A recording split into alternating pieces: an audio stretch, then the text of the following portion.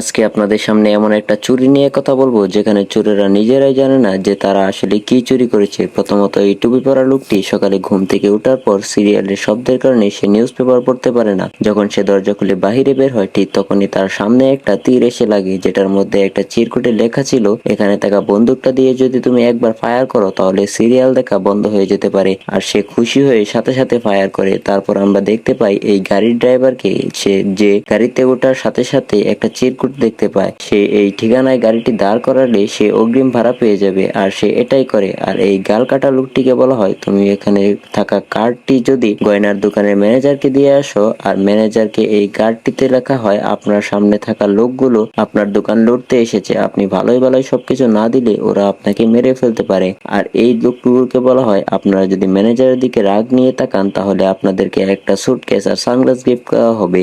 আর এই ডেলিভারি ম্যানদেরকে বলা হয় তোমরা এই ব্যাগগুলো দোকানের সামনে বাড়িতে রেখে শুধু বলে দিবে যেখানে থেকে এসেছো সেখানে চলে যাও। আর ওই টুপি পরা লোকটিকে চিরকুটের অন্য পাশে লেখা হয় সিরিয়াল শেষ হলে আবার ফায়ার করতে। আর এই অন্ধ লোকটিকে বলা হয় একটা ফায়ারের শব্দ শুনতেই তুমি তোমার সামনে একটা গাড়ি থেকে ব্যাগগুলো নিয়ে ঠিক 5 কদম পিছনে ঘুরে গাড়িটিতে ব্যাগটি আবার দিয়ে আসবে। সেই সুযোগে ব্যাগগুলো নিয়ে চোর চলে যায়। বিষয়টা কিন্তু সত্যি অদ্ভুত ছিল। এতগুলো লোক দিয়ে চুরি করালো আর তারা কিন্তু কিছুই বুঝতে পারলো না। ভিডিওটি ভালো লাগলে অবশ্যই চ্যানেলটিকে সাবস্ক্রাইব করে পাশে থাকা বেল আইকনটি অন করে দিবেন।